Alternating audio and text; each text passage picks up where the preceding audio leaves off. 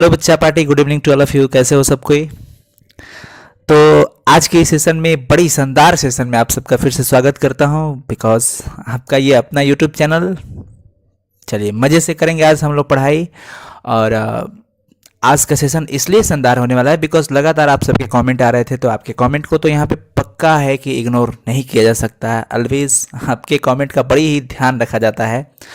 और नामवर सिंह की रचना प्रगीत और समाज, आप लोग लगातार कमेंट कर रहे थे कि सर जो भी गद्यखंड का बाकी चैप्टर्स है उसको कंप्लीट करा दीजिए। तो आई होप कि आज से हाँ ठन टनाटन वही होने वाला है।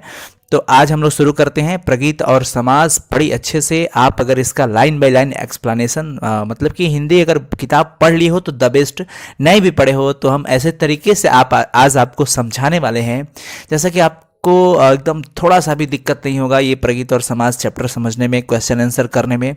कुछ टिप्स मैं दूंगा आपको, कुछ तरीके बताऊंगा, कुछ वर्ड बताऊंगा जो कि ये वर्ड आपको कठिन लगता है किताब के लिए, बट यहाँ पे बहुत इजी वे में मैं आपको बताने वाला हूँ। सो बड़ी मस्ती के साथ पढ़ाई करने को और चैट में बकवास बात नहीं करने को प्लीज़ हाथ जोड़ता हूँ सबसे ध्यान रखना। और सबसे ज़्यादा से ज़्यादा शेयर कीजिए इसको, शेयर करके अपने और दोस्तों को बुला लीजिए लाइव क्लास में, जो भी है, ठीक है ना। तो चलो शुरू करते हैं। आप लोग प्लीज़ वीडियो को लाइक कर दो। और इससे पहले कि अगर आप इस चैनल पे नए हो, पहली बार आए हो, तो प्लीज़ चैनल को सब्सक्राइब करके बगल के बेल आइकन को क्लिक कर लो बिकॉज यहाँ पे मिलते हैं लगातार आपके 12 सेशन के बहुत सारे शानदार educational videos, tips, tricks and मस्ती भरी पढ़ाइयाँ, ठीक है। तो चलिए शुरू करते हैं। प्रगीत और समाज, जैसा कि आप स्क्रीन पे देख रहे हो, प्रगीत और समाज का सबसे पहला हम मतलब समझते हैं। प्रगीत का मतलब होता है गाया जाने वाला काव्य, जो गाया जाए, प्रगीत लैरिक्स या लिरिक्स बोलते हैं ना। और समाज के साथ इसका कुछ न कुछ कनेक्शन जरूर होने वाला है, यानी कि गीत को समाज किस तरह से एक्सेप्ट करता है या फिर क्या करता है, क्या लिंकअप रखता है, ये सारी चीज़ें हम लोग आज पढ़ने वाले हैं। तो आज लास्ट तक जरूर रहना। अगर जो बच्चा लास्ट तक नहीं रहा उसको समझ में नहीं आ सकता है और कहीं ना कहीं वो पैर पे कुल्हाड़ी नहीं, कुल्हाड़ी पे जाके पैर मार रहे हैं। कुल्हाड़ी पे पैर मारना मतलब समझ ही रहा है। चलो, तो इस चैप्टर के ये जो पहले हम जानते हैं कि प्रगीत और समाज जो है यह निबंध है। क्या है? निबंध है। बड़ी एकदम सटीक पढ़ाई चलेगी। प्रगीत और समाज निबंध है। और ये जो लिखा गया है, इनके लेखक हैं नामवर सिंह। क्या नाम है? नामवर सिंह जी, ठीक है ना। जिनका जन्म 28 जुलाई 1927 को हुआ था और मृत्यु इनका अभी 2019 में ही हुआ, यानी कि 19 फरवरी 2019 को हुआ। बड़ी लॉजिक है, याद कर सकते हो। झूले पे तेरा नाम है 27 28, यही ना ट्रिक था। झूले पर, झूले मतलब जुलाई पर, नाम है 27 28, तो 28 डेट था और 27 में इनका। और यहाँ पे तो 19 फरवरी 2019 को बेचारे मतलब मृत्यु को प्राप्त कर गए। और इनका जो जन्म हुआ था वो उत्तर प्रदेश के वाराणसी के जियनपुर जगह में हुआ था, ठीक है।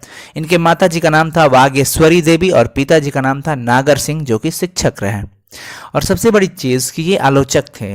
नामवर सिंह जी ने इस चैप्टर के अंदर बहुत सारे लेखकों का, कवियों का यहाँ पे आलोचना किए हैं। और आलोचना का मतलब क्या होता है? आलोचना करना, आलोचक का मतलब होता है जो गुण दोष सब निरखता हो, देखता हो, विवेचना करता हो, गुण और दोषों को देखता हो, किसी के बारे में कहता हो, वही आलोचक होते हैं, ठीक है। तो इस चैप्टर को बहुत, भाई प्लीज़ आप लोग लास्ट तक जरूर देखना, बहुत अच्छे से समझ में आने वाला है। तो ये सब तो लेखक परिचय है जो कि बहुत ही इंपॉर्टेंट होता है। यहीं से बहुत सारे इंपॉर्टेंट MBBI ऑब्जेक्टिव क्वेश्चन बनते हैं। इनकी जो प्राथमिक शिक्षा की अगर हम बात करें तो ये आवासपुर एवं कमालपुर उत्तर प्रदेश के गांव में हुई। आवासपुर और कमालपुर उत्तर प्रदेश का एक गांव है, इसी गांव में हुआ। हाई स्कूल की अगर बात करें तो हिवेट क्षत्रिय स्कूल बनारस में हुआ, हाई स्कूल, ठीक है। और इंटर की जो पढ़ाई है इनकी उदय प्रताप कॉलेज बनारस। और BA MA की अगर हम पढ़ाई की बात करें तो ये BHU से 1949 में BA की पढ़ाई की है और 1951 में MA की पढ़ाई की है। समझ में आ रही है बातें? BA की पढ़ाई 1949 में और MA की पढ़ाई 1951 और 51 में। और कहाँ से? BHU से, ठीक है। PhD की बात करें, PhD इन्होंने किया था BHU में पृथ्वीराज रासो की भाषा विषय पर 1956 में। पृथ्वीराज रासो क्या है आप देखते ही इसे कंफ्यूज हो जाएंगे, बट आपके कंफ्यूजन को दूर करने के लिए आपके भैया अनुसर लाए हैं कि पृथ्वीराज रासो है क्या। तो यह एक महाकाव्य है। क्या है? महाकाव्य। पृथ्वीराज रासो, जो कि आप पृथ्वीराज चौहान का नाम सुनेंगे। तो हाँ, पृथ्वीराज रासो हिंदी भाषा में लिखा गया एक महाकाव्य है जिसमें पृथ्वीराज चौहान के जीवन और चरित्र का वर्णन किया गया है। और इनके रचयिता कौन है? चंदबरदाई। चंदबरदाई पृथ्वीराज के बचपन के मित्र भी रहे हैं और उनके राज कवि भी थे, तो यही लिखे हैं चंदबरदाई, ध्यान रखिएगा। तो पृथ्वीराज रासो की भाषा पर इन्होंने विषय वस्तु पर ध्यान रखा। 1956 में वहां से पीएचडी किया बीएचयू से, ठीक है। चलो, और वृत्ति की बात करें, उनकी लेखनी की बात करें, तो सबसे sorry really very sorry, because वृत्ति मतलब लेखनी नहीं होता है, कृति मतलब होता है लेखनी। तो हम यहाँ पे उनकी वृत्ति की कुछ, उन्होंने कहाँ किस पद पे रहा, किस टाइप का काम किया, ये सारी चीज़ें हम पढ़ने वाले हैं। तो 1953 में काशी हिंदू विश्वविद्यालय में अस्थायी व्याख्याता। व्याख्याता का मतलब होता है लेक्चरर। क्या होता है? लेक्चरर। आप सुने हो, लेक्चरर तो जानते हो। तो कभी कभी ऐसा होता है कि हिंदी वर्ड थोड़ा सा डिफिकल्ट हो जाता है, बट इंग्लिश वर्ड उसका बड़ी ईजी हो जाता है ना, तो जैसे लेक्चरर हो जाए, ठीक है। और कभी कभी तो ऐसा मानो कि बड़ी चोट पहुंच जाता है ऐसा। अच्छा, किसी को बोलो अरे वाह आप एजेंट हो, बड़ी खुश हो जाएगा, हाँ हाँ मैं एजेंट हूँ। बट अगर हिंदी में बोलो आप दलाल हो, लाल पीला हो जाएगा गुस्से से, कहेगा अरे तुम्हारी हिम्मत कैसे हुई मेरे को दलाल बोलने की। चलो कोई बात नहीं, थोड़ा बहुत बनता है। 1959 से 1960 में सागर विश्वविद्यालय में ये असिस्टेंट प्रोफेसर का काम किए। कौन? नामवर सिंह जी, जिनके द्वारा लिखा गया है प्रगीत और समाज। तो सारे कोई एक बार चैट में लिख देंगे इनका जन्म कब हुआ था। चलो तो देखते हैं कितने बच्चे देते हैं सब। आप चैट में जरा लिख देंगे सब कोई कि कब इनका जन्म हुआ था नामवर सिंह जी का। लिखो लिखो लिखो, सोचो मत, लिखो। जी हाँ, लिखो जल्दी से। वाह, that's amazing, really very very important and very useful. ये क्वेश्चन बहुत ही इंपॉर्टेंट रहता है बिकॉज पूछता है कई बार। 28 जुलाई 1927, वो गाना फिर से याद, झूले पे तेरा नाम है 27 28। आप कहोगे वाह। 1960-65 तक बनारस में रहकर स्वतंत्र लेखन इनका रहा। जनयुग साप्ताहिक पत्रिका दिल्ली में संपादक रहे और राजकमल प्रकाशन में साहित्य सलाहकार भी रहे। तो ये सारी चीज़ें इनका परिचय है, तो ये जानना बड़ी इंपॉर्टेंट होता है। और ये तो आपको पीडीएफ मिलेंगे, बट जब तक ये क्लास देखोगे नहीं, समझोगे नहीं, तो आंसर शीट लेके क्या करोगे बच्चा पार्टी। 1967 से आलोचना त्रैमासिक पत्रिका है, उनका संपादन हुआ। 1970 में जोधपुर विश्वविद्यालय राजस्थान में हिंदी विभाग के अध्यक्ष पद पर प्रोफेसर के रूप में नियुक्त हुए। कब? 1970 में। भैया और दीदी लोग, जितने भी मेरी प्यारी बहनें और भैया भाई लोग हैं, आप लोग ये सन इस पे ज़रूर याद कर लेना बिकॉज यहाँ से बहुत इंपॉर्टेंट क्वेश्चन बनते हैं ऑब्जेक्टिव। 1974 में जवाहरलाल नेहरू विश्वविद्यालय दिल्ली के भारतीय भाषा केंद्र में हिंदी के प्रोफेसर रहे। कौन? कौन? नामवर सिंह, ठीक है। चलो जी आगे की ओर चलते हैं। 1987 में जेएनयू से सेवा मुक्ति हो गई इनकी, जेएनयू से ये सेवा मुक्ति ले लिए। पुनः अगले 5 वर्षों के लिए वही फिर से नियुक्त हो गए। कहाँ पे? जेएनयू में फिर से। और 1993 से 96 तक राजा राम मोहन राय लाइब्रेरी फाउंडेशन के अध्यक्ष भी रहे। तो ये सब इनकी वृत्ति थी, उन्होंने कब क्या रहा ये आपने देख लिया, ठीक है। ये नोट्स जरूर आप बना लेना इसका। और डेली रिवीजन एक झलक देखते रहना है। और झलक दिखला जा, झलक दिखला जा, एक बार आजा आजा आजा आजा आजा। वैसे ही आप भी एक झलक देखते रहना इसको, तो आपके माइंड में ये आ जाएगा, ठीक है। अब बात करते कृति की, उनकी लेखनी। तो ये भाई आलोचना बड़ी लिखा करते थे। तो आधुनिक साहित्य की प्रवृत्तियां 1954 में, छायावाद 1955, इतिहास और आलोचना 1957, कहानी नई कहानी 1964 में जो पब्लिश हुई थी, कविता के नए प्रतिमान 1968 में पब्लिश हुई, दूसरी परंपरा की खोज 1982 में एंड वाद विवाद संवाद 1989 में। सबसे बड़ी बात बताने वाला हूं बच्चा पार्टी कि ये जो चैप्टर है जिसका नाम है क्या नाम है, प्रगीत और समाज, वो वाद विवाद और संवाद से ही लिया गया है। प्रगीत और समाज जो चैप्टर आप पढ़ रहे हो, प्रगीत और समाज, ये जो चैप्टर है पूछा जाएगा किस आलोचना से लिया गया है, किस निबंधात्मक आलोचना से लिया गया है, तो आपका जवाब होना चाहिए वाद विवाद संवाद, ठीक है। अब देखिए साक्षात्कार टाइप का ये इनका लेखनी था। कहना न होगा जो कि 1994 में पब्लिश हुई। बात बात में बात, बात बात में बात, वाह, 2006 में। पत्र संग्रह था इनका कि काशी के नाम, 2006 में, व्याख्यान आलोचक के मुख से 2005, ये सब उनकी लेखनी है। और देखिए कि उनको सम्मान भी किया गया था। कविता के नए प्रतिमान जो लिखे थे उस लेखनी पर, उन कृति पर इनको साहित्य अकादमी पुरस्कार 1971 में दिया गया था। क्वेश्चन पूछा जाएगा कि नामवर सिंह को साहित्य अकादमी पुरस्कार कब दिया गया था, क्या लिखोगे? 1971 में। एक बार चैट में लिख करके अपना कंफर्मेशन कर लेंगे, रिवीजन। 1971 में कविता के नए प्रतिमान लेखनी जो थी उसी पर उनको साहित्य अकादमी पुरस्कार दिया गया था। ठीक है, अब देखो ये जो पाठ है वो मैं ऑलरेडी यहाँ पे नोट कर रखा हूँ कि यह पाठ आलोचनात्मक निबंधों की पुस्तक वाद विवाद संवाद से लिया गया है। वाद विवाद संवाद पुस्तक से ये लिया गया है, जो कि नामवर सिंह के द्वारा रचित है। नामवर सिंह के गुरु का नाम था हजारी प्रसाद द्विवेदी। ध्यान रखना, नामवर सिंह के गुरु जी का नाम क्या था? हजारी प्रसाद द्विवेदी। अब चलो, अब हम लोग मिलकर के शुरू करते हैं ये प्रगीत और समाज। और जैसे ही आप ये चैप्टर पढ़ना शुरू करोगे तो आपके कुछ शब्द मिलेंगे और उन शब्दों से मैं आपको परिचित कराने वाला हूँ। आत्मपरक प्रगीत, आत्मपरक। आत्मपरक मतलब कि खुद से, मतलब कि वो हम लोग उसके सॉरी यार क्या बोलते हैं, हाँ, प्रेरणा मिलना हम लोग को खुद से, जो कि लोगों में प्रचलित होता है वो गीत, जो व्यक्तिगत हो, जो क्या हो? व्यक्तिगत हो। ध्यान रखना है, बहुत ही इंपॉर्टेंट।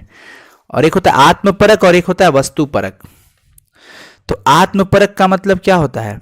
जो कि व्यक्तिगत हो, और वस्तुपरक का मतलब जो व्यक्तिगत ना हो। तो देखो यहाँ पे मैं आपको बता दिया हूँ, नोट कर लेना कि आत्मपरक प्रगीत जो होता है वो लोगों के बीच प्रचलित होता है, लोगों में प्रचलित होता है, जिससे हमें खुद के लिए प्रेरणा भी मिलती है। मतलब कुछ ऐसे भी गीत होते हैं जिसको सुन करके बड़ी अंदर से एकदम प्रेरणा मिलता है, एक नया ही मतलब एक वो होता है ना, मिलता है। और एक होता है नाट्य धर्मी कविता। तो नाट्य धर्मी आप देख रहे हो, नाट्य मतलब कि नाटक, नाटक के माध्यम से लोगों के बीच उपदेश दिया जाता है। जैसे दहेज प्रथा हो गया तो नाटक कर दिए, पूरा एक मंच लगा और मंच पे हमने पूरे लोग मिल करके, मतलब क्योंकि एक कमेटी होती है, कुछ लोगों की जरूरत पड़ती है नाटक करने के लिए, एक ही आदमी सब रोल थोड़ी कर सकता है। तो नाट्य धर्मी कविता जो होती है वो नाटक के माध्यम से हमें उपदेश दिया जाता है, और उसमें जो एक्टिंग होता है, अभिनय होता है, उससे हमें कुछ सीखने को मिलता है ना। तो ये होता है नाटक वाला। यानी कि सिंपल अगर हम बात करें कि आत्मपरक जो प्रगीत हो, आत्मपरक प्रगीत और नाट्य धर्मी कविता में हमें मंच की जरूरत पड़ती है, किसमें? नाटक वाले में। नाट्य धर्मी कविता के लिए हमें भाई उसका अगर प्रदर्शन करना हो, समाज को दिखाना हो, तो हमें बहुत लोगों के समूह द्वारा वो नाटक प्रस्तुत किया जाता है। पहले हम लोग प्रस्तुत करते हैं, आज भी कई जगह पे ऑफिस, कार्यालय, विद्यालय, हर जगहों पे कई सारे सांस्कृतिक कार्यक्रम में हमारे समाज को बहुत सारे नाटक के माध्यम से वहाँ पे दिखाया जाता है। बहुत लोग, बहुत बच्चे मिल करके वो नाटक करते हैं मंच पर, और वो दिखाया जाता है, उनसे उपदेश दिया जाता है कि हाँ भैया, जैसे होता है दहेज प्रथा, गरीबी, लाचार, ये सब होता है। तो उसमें हम लोग क्या दिखाते हैं? कुछ लोग मिल करके नाट्य कला करते हैं, नाटक वो रोल पकड़ते हैं, अपना एक्टिंग करते हैं। एक्टिंग करने के तो लोगों को ये फील कराते हैं, अनुभव कराते हैं कि हाँ देखो इस टॉपिक पे ये चीज़ें वैसे होता है हमारे समाज में, तो सबको सीखने को मिलता है। तो आपको एक बात जरूर यहाँ पे बच्चा पार्टी माइंड में रखना होगा कि नाट्य धर्मी कविता जो होता है उसके लिए हमें मंच की जरूरत पड़ेगी। हालांकि आत्मपरक जो प्रगीत होता है ना, आत्मपरक प्रगीत, वो नाट्य धर्मी कविता के साथ ही मिलता जुलता होता है, बट अंतर यही होता है कि मंच की जरूरत पड़ती है किसमें? नाट्य धर्मी कविता में। ठीक है, अब देखिए मुक्तक काव्य क्या होता है। मुक्तक नाम ही है मुक्तक, जो मुक्त हो, स्वतंत्र हो, जो स्वतंत्र हो, इसके आगे पीछे और किसी चीज की जरूरत नहीं पड़ेगी, बिल्कुल ही फ्री है, स्वतंत्र है। यानी सिंपल अगर हम बात करें तो मुक्तक काव्य अपने आप में पूर्णतः स्वतंत्र होता है। क्या होता है? स्वतंत्र। ना इसके आगे कुछ शब्द चाहिए, ना इसके पीछे कोई काव्य, छंद, इकाई, कुछ भी नहीं। इसकी पूर्णता के लिए ना तो इसके पहले ना ही इसके बाद में किसी कथा की या कोई संदर्भ की जरूरत होती है। सिंपल सा चीज मैं आपको क्या बताया कि मुक्तक काव्य ऐसा काव्य होता है जो कि स्वतंत्र होता है, वो छंद होता है। मतलब सिंपली समझो कि एक ऐसा काव्य होता है जो कि फ्री होता है। मैं अगर आपको एक एग्जाम्पल दूं तो जैसे बहुत सारे मोती हैं, बहुत सारे क्या है? मोती। तो हम सिर्फ एक मोती की बात करें, सिर्फ मोती की बात करें, बहुत सारे मोती मान लो कि सिंपल सा मैं आपको फिर से एक एग्जांपल दे रहा हूं, जैसे हार हो गया, हार हो गया ना। तो हार में बहुत सारे मोती मिल करके ये होता है ना जी, ये अपना डिजाइन वगैरह सब बना होता है, ठीक है ना। तो बहुत सारे मोतियों ने मिल करके हार तो बना लिया, सिंपल, मेरा भाव समझना। पर अगर हम सिर्फ एक मोती की बात करें तो मोती की सुंदरता बस इस मोती की वजह से है, इसके आगे पीछे और मोती की कोई जरूरत नहीं है।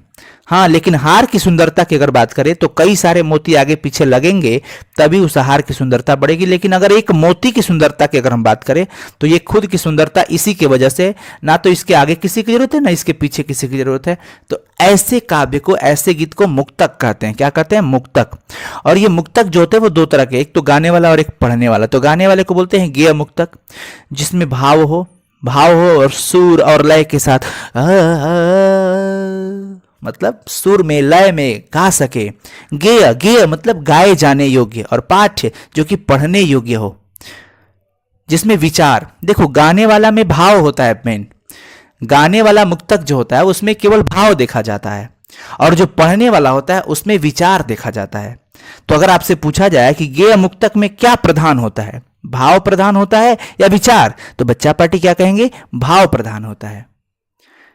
और पाठ्य मुक्तक की बात करें जो पढ़ने योग्य है उसमें विचार प्रधान होता है। समझ आया? जैसे मैं ये सब मीरा, कबीर, तुलसी ये सब जो पद लिखे हैं ये मुक्तक पद होता है वो, और जैसे बिहारी जी, रहीम जी, देव, ये सब के दोहे जो हैं वो पाठ्य है। समझ में आया? अब देखो, मैं आपको यहाँ पे बच्चा पार्टी का एग्जाम्पल दिया था, सिंपल समझते चलो, बहुत मजा आएगा। और ये चैप्टर इतना इजीली आपको समझाने वाला हूं, आपको बहुत ही अच्छा लगेगा। मैं आपको वो हार वाला एग्जाम्पल दिया कि वो अगर एक हार में जो मोती है, सिर्फ उसमें से हम एक मोती की बात करें, केवल एक मोती की, तो इसके आगे पीछे और किसी मोती की जरूरत नहीं है मोती की सुंदरता के लिए। लेकिन अगर हार की सुंदरता की बात करें तो वो सारे मोती एक दूसरे से कनेक्टेड जब तक नहीं रहेंगे तब तक हार की सुंदरता नहीं बढ़ेगी। तो दो चीजें हम यहां पे देखें, एक तो ऐसा काव्य जो कि अकेला हो, फ्री हो, उसको और किसी से मतलब नहीं रखने को, तो उसे बोलते हैं मुक्तक काव्य। और एक ऐसा हम देख रहे हैं कि जो कि कई सारे मोती नहीं रहेंगे, एक दूसरे के साथ कनेक्टेड नहीं रहेंगे, तो उसकी सुंदरता बढ़ेगी ही नहीं। हार का कोई मतलब ही नहीं है, सारे मोती बिखेर दो, क्या मतलब है हार का?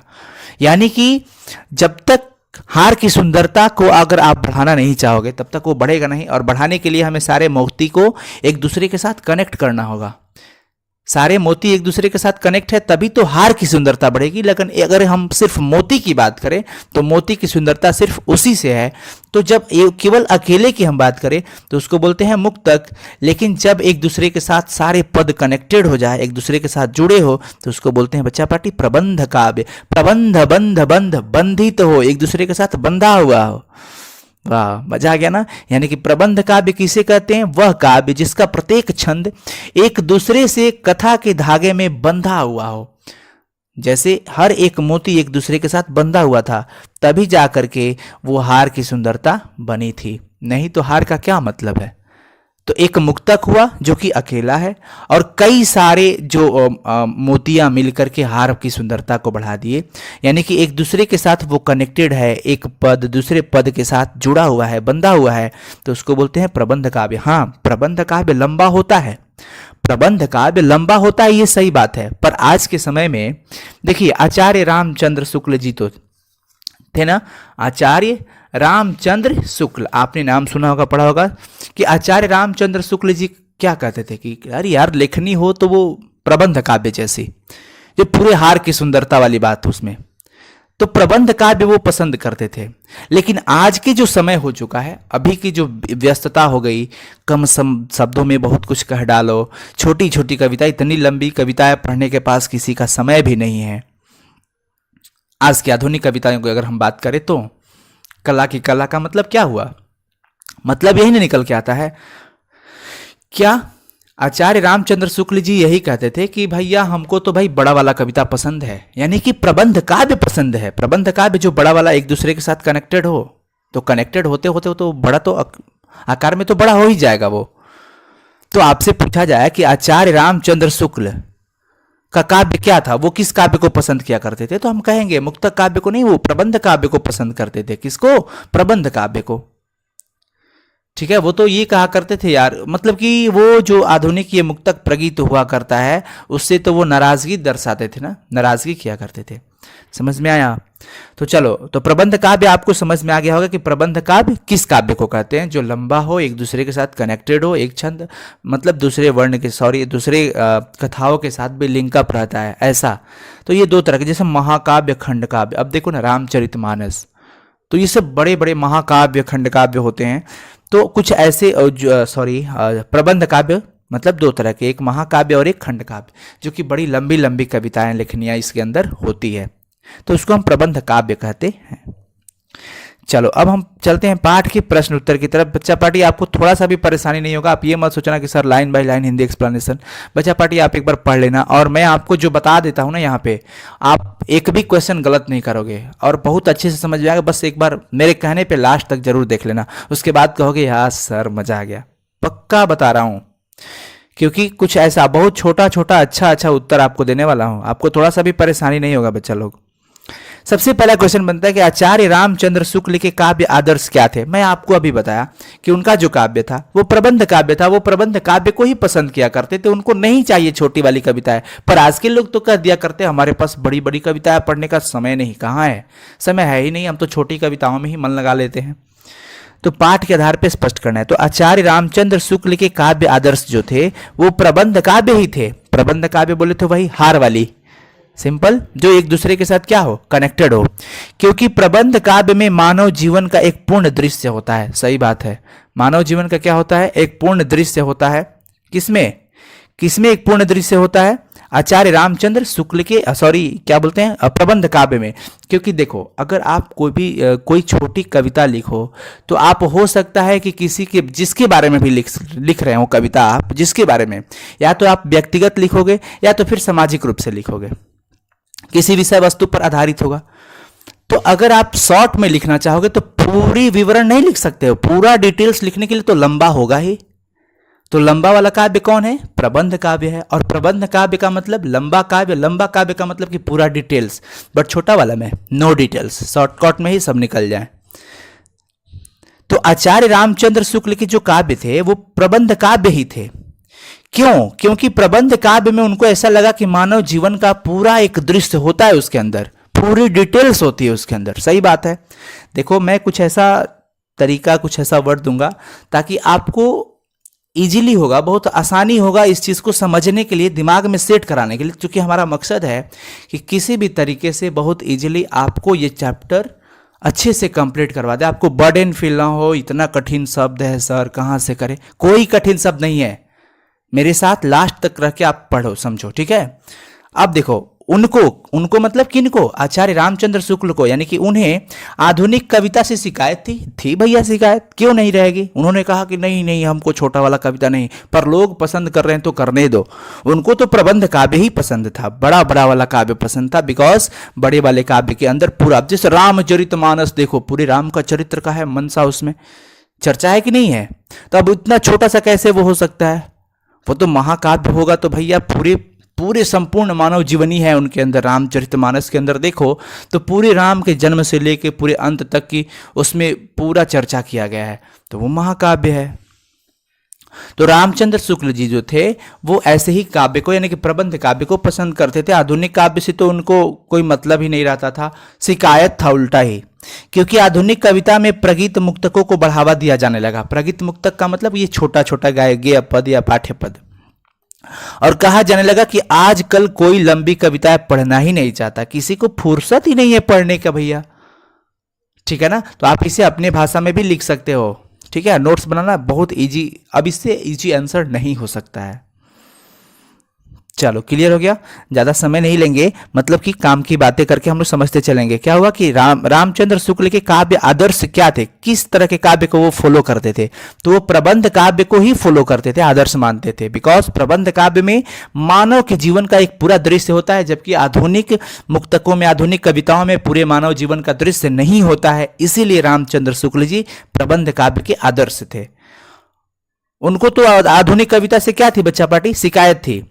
क्योंकि आधुनिक कविता में बड़ी बड़ी वो कविताएं नहीं रहती है ना, मुक्तकों, छोटे छोटे प्रगीत मुक्तक होते हैं, उसको बढ़ावा दिया जाने लगा। और कहने लगे उल्टे लोग कि किसके पास फुर्सत है लंबी लंबी कविताएं पढ़ने का, कोई नहीं पढ़ना चाहता है लंबी लंबी कविताएं। आजकल दे तो वो ऐसा अच्छा सिंपल सी चीज़ है। आप देखो इतनी लाइफ बिजी हो चुकी है, इतनी बिजी लाइफ है, वो मोबाइल पे छोटा छोटा वाला मैसेज आता है, good morning good evening uncle जो भी हो, वो पढ़ लेते हैं लोग। अगर बड़ा वाला मैसेज आ जाए तो छोड़ो, इग्नोर मार के सीन करके छोड़ देते हैं, पढ़ते भी नहीं है पूरा पूरा पढ़ते भी नहीं है। कभी कभी तो ऐसा हो जाता है कि वो कुछ और होता है और ऐसा लगता है लिख देते हैं आत्मा की शांति हो मिले आपके मतलब होता है ना, बिना पढ़े ही कुछ भी रिप्लाई। सिंपल सा चीज़ देखो, बिजी लाइफ इतना हो चुका है, कोई भी बड़ा बड़ा चीज़ पढ़ना पसंद नहीं कर रहा है। व्हाट्सएप पे कोई मैसेज आ जाए, लंबी एकदम एक हाथ लंबी मैसेज आ जाए तो क्या करते हैं लोग, इग्नोर करते हैं उसको। कुछ ही लोग हैं जो उसको पढ़ते हैं बढ़िया से, अल्लाह मारो बकवास होगा चलो, मतलब देख लेते हैं, सीन कर लेते हैं मैसेज को, बट पढ़ते नहीं है पूरा। और वही छोटी बातें हो एकदम 2-4 लाइन की, गंभीर बातें क्यों ना हो, तो उसमें वो पढ़ लेते हैं। मतलब कि गागर में सागर चाहिए, गागर में सागर वो लोग पसंद करते हैं। छोटी शब्दों में, कम शब्दों में बहुत लंबी लंबी बड़ी बड़ी बातें बोल के चल जाओ, और फिर अगर तोड़ तोड़ कर बड़ा बड़ा कर दो तो वो पसंद नहीं। बट रामचंद्र शुक्ल जी को बड़ा बड़ा वाला पसंद था, प्रबंध का भी उनको पसंद था। देखो समय तो लूंगा समझाने के लिए, बिकॉज समझना बहुत इंपॉर्टेंट है। अब देखो कला, कला के लिए सिद्धांत क्या है, सिंपल सा चीज। यहां पे रामचंद्र शुक्ल जी कहते हैं, आधुनिक कविता से तो उनको शिकायत थी, क्योंकि कला कला की पुकार के कारण यूरोप में प्रगीत मुक्तकों का चलन बहुत ज्यादा देखकर यहां भी ये चीज होने लगा। यहां भी वही जमाना आकर होने लगा कि लंबी कविताएं तो पढ़ने को किसी को फुर्सत नहीं है। मतलब लोग लंबी कविताओं को एक्सेप्ट नहीं कर रहे हैं, वो छोटे छोटे कविताओं को एक्सेप्ट कर रहे हैं। कला, कला के लिए मतलब क्या है कि लंबी कविताओं को हम एक्सेप्ट नहीं करेंगे, नकार कर रहे हैं। और छोटे छोटे जो प्रगीत मुक्तक है ना, उसका चलन अधिक हो रहा है, उसको बढ़ावा दिया जा रहा है। हाय गुड मॉर्निंग मैसेज के हिसाब से बात करें तो, और आप सभी विद्यार्थियों को सूचित किया जाता है कि वो इतना लंबा चौड़ा कौन पढ़ेगा, कहीं से तुरंत छोटा सा बता दिया जाए कि हाँ एग्जाम इस महीना में होगा, बस इतना। और लंबा चौड़ा अगर लिखा जाए एग्जाम के बारे में तो कोई पसंद नहीं करेगा पढ़ना। बच्चा पार्टी बुरा नहीं मानने को, मैं आपको कुछ ना कुछ एग्जाम्पल देकर समझाना चाहता हूं। तो कला, कला के लिए जो वर्ड यहाँ पे यूज हुआ है वो आचार्य रामचंद्र शुक्ल जी कहते हैं इसके अंदर कि भाई प्रगीत मुक्तकों का बढ़ावा दिया जा रहा है, मतलब कि आधुनिक कविताओं को बहुत बढ़ावा दिया जा रहा है, पर वो प्रबंध काव्य बड़ी बड़ी लंबी लंबी कविताओं को कोई एक्सेप्ट नहीं कर रहा है, वही कला, कला का। ठीक है, तो कला, कला के लिए सिद्धांत से तात्पर्य है प्रगीत मुक्तकों का चलन अधिक होना और लंबी कविताओं को नकार देना। क्या मतलब इतना लंबा चौड़ा लिखने का, सही है, बस कंफर्म। ठीक है, क्वेश्चन नंबर 3 की बात करते हैं। प्रगीत को आप किस रूप में परिभाषित करेंगे, इसके बारे में क्या धारणा प्रचलित रही है। प्रगीत को अगर देखिए बात हो रही है प्रगीत के बारे में, तो सिंपल सा चीज है, आलोचक जो थे, आलोचक जो कि गुण दोष निरखते हैं, देखते हैं किसी में, परखते हैं, तो वो क्या कहते हैं, वो कहते हैं कि मतलब जो समाज के विरुद्ध व्यक्ति हो वही प्रगीतात्मकता है, वहीं से प्रगीत शुरू होता है। यानी कि प्रगीत का अर्थ होता है एकांत संगीत, जो अकेले में, मतलब कि कोई अकेले कंठ की पुकार हो, अकेले में लोग बैठ करके उसको फील करते हैं या गाते हैं, वो चीज होता है ना प्रगीत। तो प्रगीत का अर्थ हो गया एकांत संगीत या अकेले बैठकर गाया हुआ गीत, ऐसा हम मान सकते हैं। नहीं बात समझ में आया, फिर से समझो। प्रगीत, प्रगीत में प्र उपसर्ग है, ध्यान रखना, प्रगीत में कौन सा उपसर्ग है, प्र। तो प्रगीत का अर्थ आलोचकों की दृष्टि से अगर हम बात करें तो वो कहते हैं एकांत संगीत, मतलब कि अकेले में बैठ करके गाया हुआ गीत ही प्रगीत है। इसके बारे में यह धारणा प्रचलित रही है, इसके बारे में क्या धारणा प्रचलित रही है, तो ये धारणा प्रचलित रही है, यह सोच विचार प्रचलित रहा है शुरू से कि प्रगीत के रूप में प्रायः उसी कविता को स्वीकार किया जाता है जो बिल्कुल व्यक्तिगत हो और आत्मपरक हो। बात समझ में आया, बिल्कुल व्यक्तिगत हो और आत्मपरक हो। आत्मपरक का मतलब, आत्मपरक का मतलब आत्म केंद्रित, जो व्यक्तिगत हो। क्या है, व्यक्तिगत किसी एक के बारे में लिखा गया हो, पर अगर वस्तु परक कह दिया जाए तो वो व्यक्तिगत नहीं होता है, निर्वैयक्तिक होता है, निर्वैयक्तिक। बात समझ में आया ना। तो प्रगीत को आप किस रूप में परिभाषित करेंगे, हम कहेंगे प्रगीत का मतलब एकांत संगीत, यानी कि अकेले में बैठकर गाया जाने वाला गीत ही प्रगीत है। अच्छा, इसके बारे में क्या धारणा है, इसके बारे में यही सोच विचार है कि प्रगीत का मतलब हम उसे प्रगीत कहते हैं, उस कविता को स्वीकार करेंगे इसके अंदर जो व्यक्तिगत हो, जो आत्मपरक हो, जो छोटी हो। समझ में आया कि नहीं आया, क्लियर हुआ। चलो, तो ये चीजें हो गया प्रगीत का मतलब। अब देखो देखो यहाँ पे आ गया ना वस्तुपरक। घबराओ मत, हम एक एक चीज समझाएंगे, दोबारा भी समझा देंगे, टेंशन मत लो ना। वस्तुपरक नाट्यधर्मी कविताओं से क्या तात्पर्य है? वस्तुपरक नाट्यधर्मी, अच्छा वस्तुपरक का मतलब मैं आपको बताया था, जो व्यक्तिगत न हो, सिंपल समझो, जो वस्तु पर आधारित हो, किसी विषय वस्तु पर आधारित हो तो वस्तु परक कहते हैं। लेकिन आत्मपरक का मतलब जो व्यक्तिगत हो, जो किसी एक विशेष व्यक्ति पर आधारित हो तो उसे वस्तु परक कहते हैं। पर यहां सॉरी यार, आत्मपरक कहते हैं। पर अगर वस्तु परक की बात करें, वस्तु परक, इसका मतलब वो किसी वस्तु पर आधारित है। तो वस्तु पर नाट्यधर्मी यानी कि नाटक, किसी विषय वस्तु पर जो नाटक आधारित होता है उसको बोलते हैं वस्तु परक नाट्यधर्मी। यानी कि वस्तु परक नाट्यधर्मी से क्या तात्पर्य है? तो यही तात्पर्य है कि किसी सामान्य विषय पर आधारित नाट्य कविता या नाटक, किसी सामान्य विषय पर आधारित नाटक को वस्तु परक नाट्यधर्मी कविता कहते हैं। हाँ भैया, अगर नाटक है तो छोटा तो होगा नहीं, बड़ा तो जरूर होगा। माइंड में सेट करो कि यह आकार की दृष्टि से क्या होगा, कुछ लंबी होती है। वो क्या होती है? कुछ लंबी होती है नाटकें। अब क्वेश्चन कह रहा है कि आत्मपरक प्रगीत और नाट्यधर्मी कविता की यथार्थ व्यंजना में क्या अंतर है? इसके जो अर्थ निकलते हैं उसमें क्या अंतर है? अगर उसको किसी से समझाया जाने वाला अगर बात पूछा जाए कि आत्मपरक प्रगीत और नाट्यधर्मी कविता में क्या अंतर है, सिंपली आप समझो, मैं आपको बता रहा हूं कि आत्मपरक प्रगीत का मतलब जो व्यक्तिगत हो और नाट्यधर्मी जो व्यक्तिगत न हो। सिंपल सा चीज, आत्मपरक प्रगीत जो व्यक्तिगत हो और नाट्यधर्मी कविता जो व्यक्तिगत न हो। हालांकि ये दोनों एक दूसरे से मिलते जुलते हैं, ऐसा नहीं कि पूरी तरह से मतलब डिफरेंट होते हैं, ऐसा नहीं, दोनों मिलते जुलते हैं।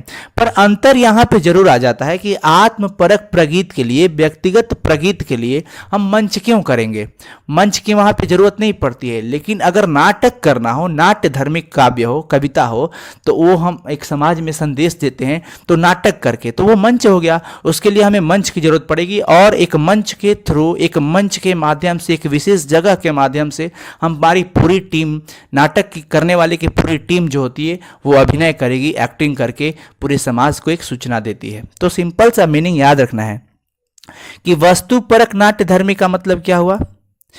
जो किसी वस्तु पर आधारित, वस्तुपरक, वस्तु पर आधारित नाट्य हो उसको बोलते हैं वस्तुपरक नाट्यधर्मी।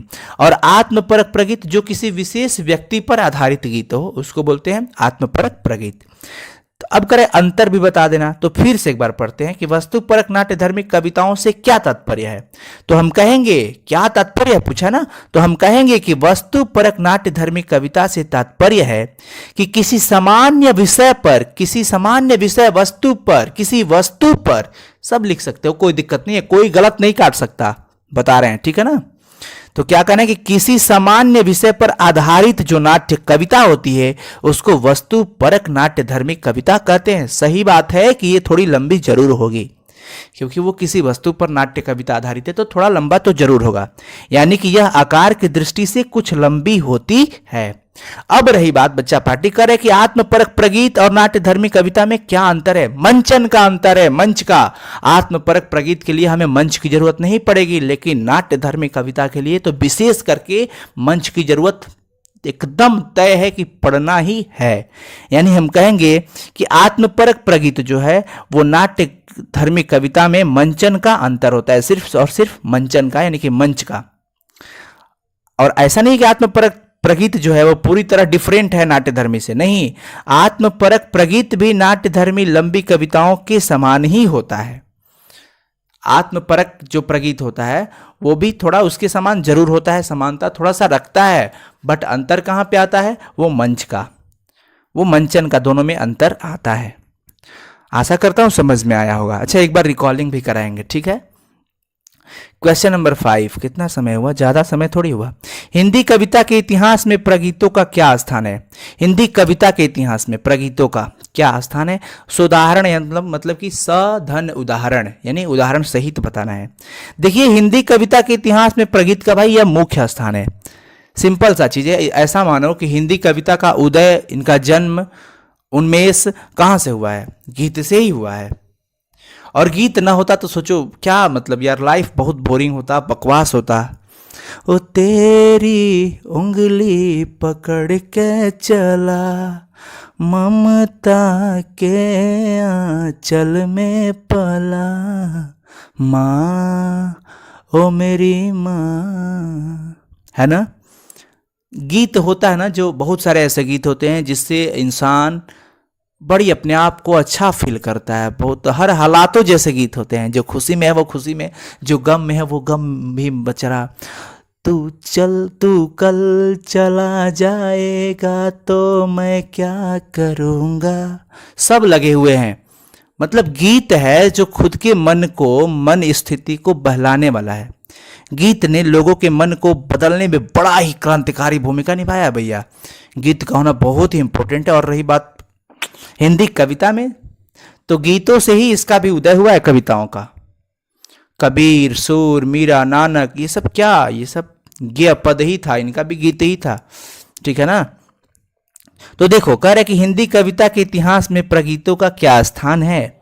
हिंदी कविता के इतिहास में प्रगीतों का मुख्य स्थान है। जैसा क्वेश्चन पूछ रहा है वैसा ही आंसर देना है कि हिंदी कविता के इतिहास में प्रगीतों का क्या स्थान है भैया। तो मुख्य स्थान है। कैसे?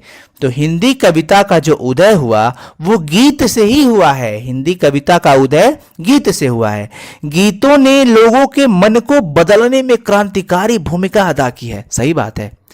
गीत नहीं होते तो हमारे यहाँ मतलब कुछ भी यार अजब सा लगता। सोचो, फील करो, शादी पार्टी वगैरह, क्या बात है, अभी तो पार्टी शुरू हुई है, ठुंग चटक टक ठुंग होता है ना। तो ये सब फीलिंग होता है, फील होता है, मज़ा आता है एकदम। खुद को क्या मतलब मन स्थिति को बदलना जाता है गीत के माध्यम से। तो गीत का होना बहुत इंपॉर्टेंट होता है। मोटिवेशन में भी बहुत इंपॉर्टेंट होता है। गीतों ने लोगों के मन को बदलने में क्रांतिकारी भूमिका अदा की है। देखिए, कबीर, सूरदास, मीरा, नानक, रैदास आदि अधिकांश संतों ने दोहे और गेय पद ही लिखे हैं। अधिकांश ये जो संत दिखाई दे रहे, और भी संत हैं जो कि प्रायः दोहा लिखे हैं और गेय पद यानी कि गाने योग्य पद, जो कि एक गीत का रूप दिया जा सकता है। अगर हम विद्यापति जी को हिंदी का पहला कवि मान लिए तो भैया सिंपल सा तय हो गया कि हिंदी कविता जो था वो गीत से ही आया है। क्योंकि उनके अनुसार अगर हम बात करें तो हिंदी कविता का उदय ही गीत से हुआ है, जिसका विकास आगे चलकर संतों और भक्तों की वाणी में हुआ। तो हिंदी कविता का विकास गीत से हुआ है, फिर बाद में संतों ने उसे दोहा और गेय पद का रूप दिया। समझ में आया कि नहीं आया? तो हिंदी कविता के इतिहास में प्रगीत पूछा जा रहा है, प्रगीत का क्या स्थान है? अरे भैया, प्रगीत का बहुत ज्यादा इंपॉर्टेंट महत्वपूर्ण स्थान है, मुख्य स्थान है। क्योंकि हिंदी कविता का उदय ही गीत से हुआ है। अगर प्रगीत नहीं हुआ, समझो कि अगर गीत नहीं होता तो हिंदी कविता नहीं आता। सिंपल सा चीज है। गीत जो है वो लोगों के मन को बदलने में बड़ी ही क्रांतिकारी, जबरदस्त, एकदम शानदार, अमेजिंग भूमिका अदा की है, ठीक है ना। और ये जितने भी संत थे ये प्रायः दोहा और गेय पद, गाने योग्य पद ही लिखते हैं। तो अच्छा लगता है सुनने में भी, गाने में भी, पढ़ने में भी, है ना। ठीक है, यही चीजें होती है। तो ये भी क्लियर हो गया। Question number 5 clear. 6 नंबर पे चलते हैं। आधुनिक प्रगीत काव्य किन अर्थों में भक्ति काव्य से भिन्न है? देखो, इसमें कई सारे क्वेश्चन हैं, लेकिन मैं एक एक क्वेश्चन तोड़ तोड़ करके बताऊंगा। कह रहे कि आधुनिक जो काव्य है वो भक्ति काव्य से भिन्न है। पहले तो हम ये बताएंगे कि क्यों भिन्न है। अब सिंपल, आधुनिक काव्य जो आए हैं आजकल, आज़ादी के बाद वाली अगर हम बात करें तो अगर वो सब काव्य जो, जैसे बहुत सारे ऐसे राष्ट्रभक्ति, देशभक्ति गीत आते हैं जो एकदम दिल के अंदर से जुनून पैदा करते हैं, है ना। ओ तेरी मिट्टी में मिल जावा, गुल बन के मैं खिल जावा, इतनी सी है दिल की आरज़ू, है ना। झकझोर देता है दिल। बहुत सारे ऐसे गीत हैं, क्योंकि यहाँ पे प्रगीत की ही बात हो रही है, तो बहुत सारे ऐसे गीत हैं जो कि बड़ी मोटिवेट और रोमांटिक भी होते हैं। तो आधुनिक प्रगीत काव्य किन अर्थों में भक्ति काव्य से भिन्न है, ये बताना है। तो कहेंगे कि आधुनिक प्रगीत काव्य का जो उदय हुआ था वो 20वीं सदी में रोमांटिक उत्थान के साथ हुआ था, मजे के साथ, रोमांटिक, वाह, जिसका संबंध भारत के राष्ट्रीय मुक्ति संघर्ष से है। भारत के राष्ट्रीय मुक्त, आजादी नहीं मिला था, गुलामी की बेड़ी में, जंजीर में जकड़े हुए थे सब, पर जैसे आज़ादी मिली संघर्ष करने के बाद, तो ये गीत भी आने लगे और बड़ी ही एक दूसरे के साथ कनेक्टेड करने लगे। ये भक्ति काव्य से बिल्कुल अलग होते हैं। भक्ति काव्य से अलग इस रोमांटिक प्रतिगात क्या है प्रगीतात्मकता में के मूल में एक नया व्यक्तिवाद है, जहां समाज के बहिष्कार के द्वारा ही व्यक्ति अपनी सामाजिकता प्रमाणित करता है। देखो, अब ऐसे भी गीत वगैरह आते हैं जो कि हमारे समाज में उपस्थित कई सारे मजदूर वगैरह होते हैं ना, जो मिल करके किसी बकवास लोगों का बहिष्कार भी करते हैं, है ना। तो भक्ति काव्य से अलग इस रोमांटिक जो प्रगीत है यानी कि आधुनिक, उसमें एक नया व्यक्तिवाद है। क्या कि समाज के बहिष्कार के द्वारा व्यक्ति जो है अपनी नई सामाजिकता प्रमाणित करता है। उसमें इन रोमांटिक प्रगीतों में भक्ति काव्य जैसी भावना तो नहीं है, किंतु आत्मीयता और इंद्रियता जरूर है। ऐसा नहीं, अपनापन जरूर है। इन रोमांटिक प्रगीतों में भी भक्ति काव्य जैसा पूरी तरह से वो भावनाएं नहीं है, पूरी तरह से वो तन्मिष्ट बिल्कुल ही नहीं है। पर ऐसा नहीं कहेंगे कि नहीं ही है, किंतु आत्मीयता जरूर है और इंद्रिया भी है। इंद्रियता का मतलब होता है इंद्रिय संबंधी, इंद्रिय, ठीक है ना। अब देखो, ये तो क्लियर हो गया। और ये कह रहा है, एक बार इसे और पढ़ लेना भाई थोड़ा सा, तो और वो लाइन पढ़ लोगे ना किताब वाला, चुटकी में हो जाएगा। कह रहे कि आधुनिक प्रगीत काव्य किन अर्थों में भक्ति काव्य से भिन्न रहा और गुप्त जी आदि के प्रबंध काव्य से कैसे विशिष्ट है। गुप्त जी, अब मैथिली शरण गुप्त की बात करो ना भैया। मैथिली शरण गुप्त जो थे वो राष्ट्रीयता संबंधी विचारों तथा भावों को काव्य का रूप देते थे। वो मतलब कि उनके मन में राष्ट्र संबंधी जो विचार आते थे, राष्ट्रीयता वाला जो भी भाव आता था, वो उसको कविता के रूप में लिख दिया करते थे। कौन? मैथिली शरण गुप्त। मैथिली शरण गुप्त क्या करते थे? राष्ट्रीयता संबंधी जो भी विचार थे, भाव थे, उसको काव्य का रूप देते थे, मतलब कविता के रूप में उन्हें लिख दिया करते थे। और उनका भी जो काव्य था वो प्रबंध काव्य था, मतलब कि वो पूरा एक दूसरे के साथ कनेक्टेड, लंबा लंबा वाला, लंबी काव्य, प्रबंध काव्य। उस समय उन्हें सामाजिक माना गया था।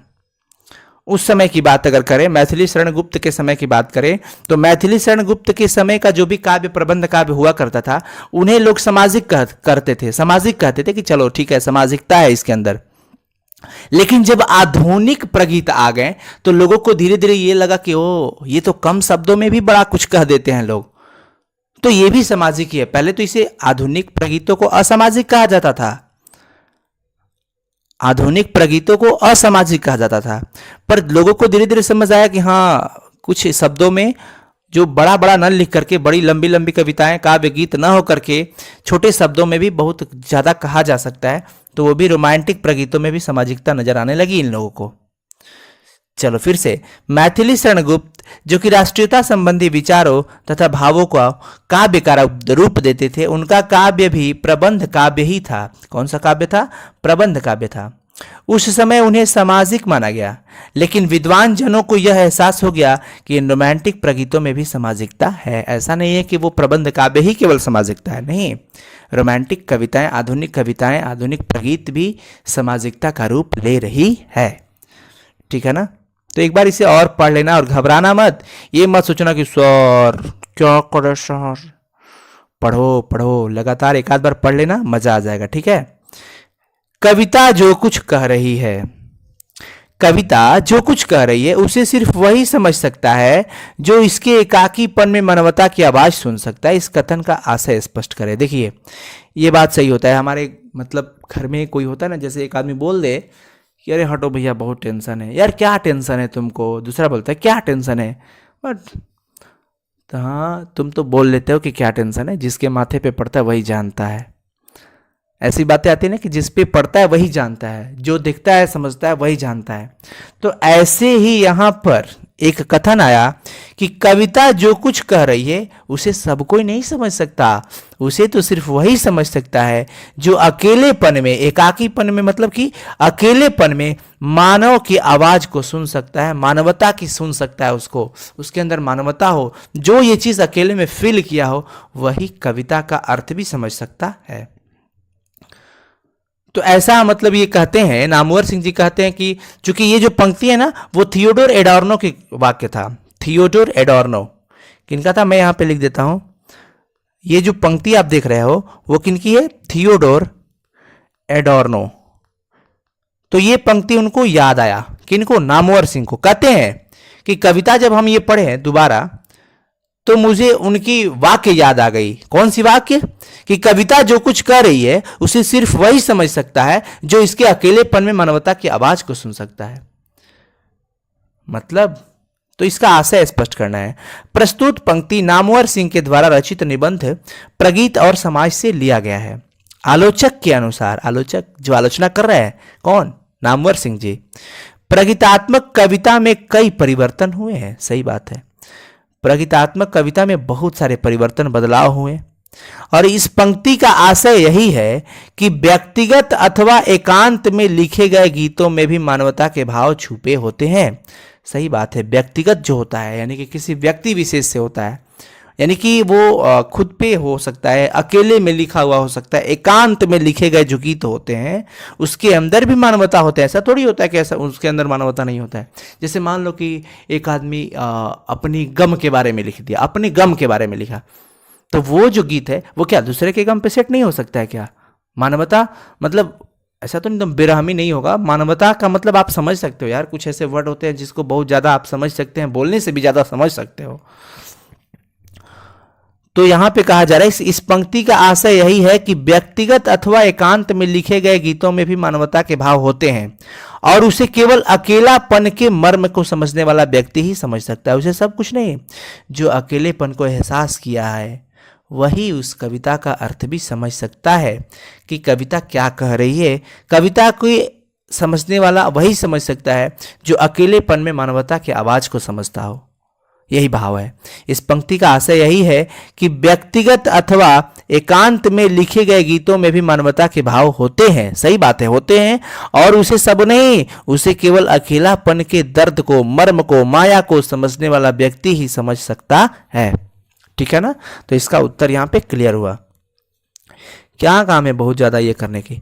अब देखिए क्वेश्चन आ रहा है 8 नंबर कि मुक्ति बोध की कविताओं पर पुनर्विचार की आवश्यकता क्यों है। अब मुक्ति बोध जी, गजानन माधव मुक्ति बोध, जन जन का चेहरा एक लिखे है ना। एक तो सबसे बड़ी चीज इनकी जो देखो ना तो ये बड़ी लंबे चौड़े लिखा करते हैं, प्रबंध काव्य लिखा करते हैं ना। लेकिन ऐसा नहीं कि सारी कविताएं इनकी लंबी है, कुछ छोटी भी कविताएं हैं, लेकिन ये ज्यादा चित्रात्मक कविता लिखा करते हैं। रियल लाइफ से बहुत ज़्यादा इनका मीनिंग नहीं निकल पाता है। कुछ ऐसे होते हैं कविताएं, सबका नहीं, कुछ का। तो नामवर सिंह जी भाई तो वो आलोचक हैं और आलोचना कर रहे हैं, एकदम गुण हो दोष हो सब देख रहे हैं, सबका कि सबकी बैंड बजा रहे हैं, वो किसी को छोड़ नहीं रहे हैं, सबका बैंड बजा रहे हैं। तो मुक्ति बोध जी की भी बैंड बजा दिए। वो कहते हैं मुक्ति बोध जी की कविता भी भाई एकदम रिव्यू में डालो, पुनर्विचार रिव्यू में डालो, इनकी भी कविताएं पे बड़ी विचार करने वाली है दोबारा। क्यों भैया? क्योंकि इनकी, अब देखो रीजन हम लोग पढ़ते हैं इसमें। मुक्ति बोध ने सिर्फ लंबी कविताएं ही नहीं लिखी, उनकी अनेक कविताएं छोटी भी है और छोटी होने के बावजूद ऐसा नहीं है कि उसमें कोई मतलब ही नहीं है, बड़ी एकदम शानदार। छोटी होने के बावजूद लंबी कविताओं से किसी कदर कम नहीं है, वो भी अपने आप में मस्त है। वे कविताएं अपने रचना विन्यास में प्रगीत धर्मी हैं, बिल्कुल प्रगीत की तरह है। कुछ विचार से तो नाटकीय रूप के बावजूद मुक्ति बोध की काव्य भूमि मुख्यतः प्रगीत भूमि है। अच्छा, कुछ ऐसी भी इनकी काव्य है, इनकी लेखनी है, कृति है जो कि नाट्य के रूप में भी प्रदर्शित किया जा सकता है। किनकी? मुक्ति बोध की। मुक्ति बोध का समूचा काव्य मूलतः आत्मपरक है। सही बात है, समूचा काव्य मूलतः क्या है? आत्मपरक है प्रायः, इसलिए उनकी कविताओं पर पुनर्विचार की आवश्यकता है। लेकिन यह भी है, देखो लास्ट में बड़ी भाव भी बना देते हैं नामवर सिंह जी, बैंड बजा के फिर वहां पे कहते भी हैं कि देखो पुनर्विचार की तो जरूरत है, लेकिन ऐसा नहीं है कि मतलब उनकी कविता का कोई मतलब ही नहीं है। लेकिन यह भी नहीं है कि उनकी कविता का कोई मतलब नहीं है। यह कविता जो है आत्मपरक तो है, लेकिन प्रत्येक कविता को गति और ऊर्जा प्रदान करती है। मतलब ये कविताओं से, इन सारी कविताओं से, मुक्तिबोध की कविताओं से दूसरे कविताओं में बड़ी कुछ सीखने को मिलता है, उसमें सजावट मिलता है। दूसरे जो लोग लिखते हैं बड़ी एनर्जेटिक होकर के लिखते हैं। तो मुक्तिबोध की कविता पुनर्विचार में है और ये रियल लाइफ से बहुत ज़्यादा कनेक्टेड नहीं होता है, बहुत ज़्यादा इनका वो मीनिंग नहीं निकल पाता। चित्रात्मक, बिंबात्मक सबसे ज़्यादा लिखा करते हैं ये कुछ। तो ये भी पढ़ लेना, एक दो बार पढ़ लोगे मजा आ जाएगा और क्या। अब त्रिलोचन की बात करें, त्रिलोचन और नागार्जुन के प्रगीतों की विशेषताएं क्या है, पाठ के आधार पर स्पष्ट करें। देखो इसमें एक और क्वेश्चन है, इसी में जोड़ा हुआ है, उसका कोई मतलब ही नहीं है, आप वो पढ़ लेना। पाठ के आसपास में कहा है कि पाठ के आधार पर स्पष्ट करें कि नामवर सिंह ने त्रिलोचन के सोनेट वही त्रिलोचन है वह, और नागार्जुन की कविता तन गई रीढ़ का उल्लेख किया है। तो ये पढ़ लेना, और इसमें कुछ विशेष चीज़ें नहीं है। बस हाँ, इसमें इंपॉर्टेंट बातें जो थी ये जरूर हो सकती है कि त्रिलोचन और नागार्जुन के प्रगीतों की विशेषता क्या है। तो त्रिलोचन जो भी काव्य लिखा करते थे, जो भी प्रगीत, उसके अंदर बड़ी एकदम शानदार रंग बिरंगे चित्र मिला करते हैं, चित्रण हुआ करते हैं, जो कि दूसरे के काव्य में पॉसिबल नहीं होता है। त्रिलोचन के प्रगीतों में जीवन, जगत, प्रकृति के जितने रंग बिरंगे चित्र मिलते हैं ना, वो दूसरे जगह दुर्लभ है। विशेषता करना है इनकी, मैं विशेषता बताना है किसका, त्रिलोचन का और नागार्जुन का। तो चूंकि ये आलोचक थे तो ये गुण और दोष दोनों देख रहे हैं नामवर सिंह जी। तो कहते हैं कि त्रिलोचन जो थे, त्रिलोचन कौन, त्रिलोचन, त्रिलोचन जी का दूसरा नाम जानते हो, नहीं जानते हो? त्रिलोचन जी का दूसरा नाम था वासुदेव सिंह। इनका जन्म हुआ था उत्तर प्रदेश के सुल्तानपुर के चिरानी पट्टी नामक गांव में 20 अगस्त 1917 को। गुलाब और बुलबुल, दिगंत, ताप के ताप, ताए हुए दिन, शब्द, उस जनपद का कवि हूँ, अर्धान तुम्हें सौंपता हूँ, ये सब उन्हीं की लेखनी है, त्रिलोचन की। और त्रिलोचन के बारे में विशेषता बताई जाए उनके काव्य की, प्रगीतों की, तो त्रिलोचन के प्रगीतों में जीवन, जगत, प्रकृति के जितने भी रंग बिरंगे चित्र मिलते हैं ना, वो बड़े ही सराहनीय होते हैं। वो दूसरी जगह दुर्लभ होते हैं, हर जगह पे नहीं मिलते, वो बस इन्हीं के प्रगीत में मिलता है।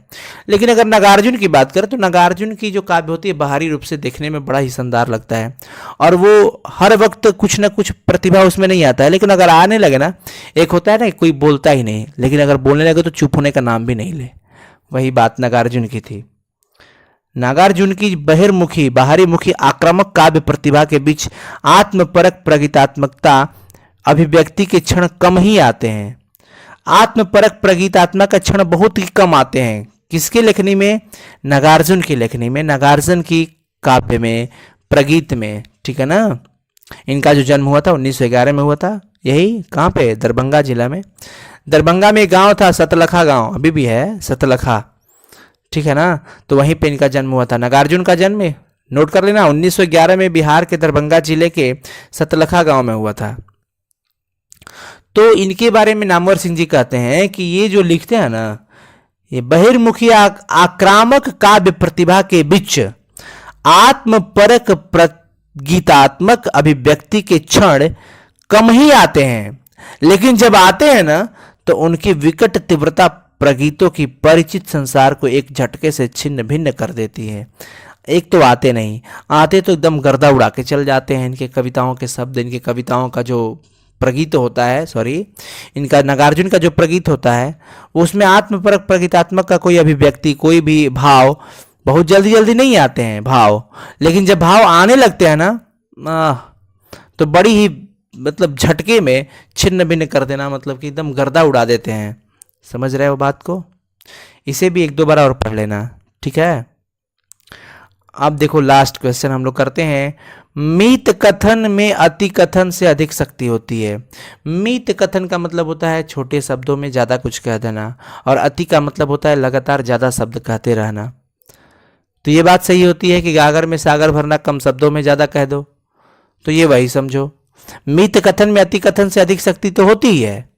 केदारनाथ सिंह की, केदारनाथ होगा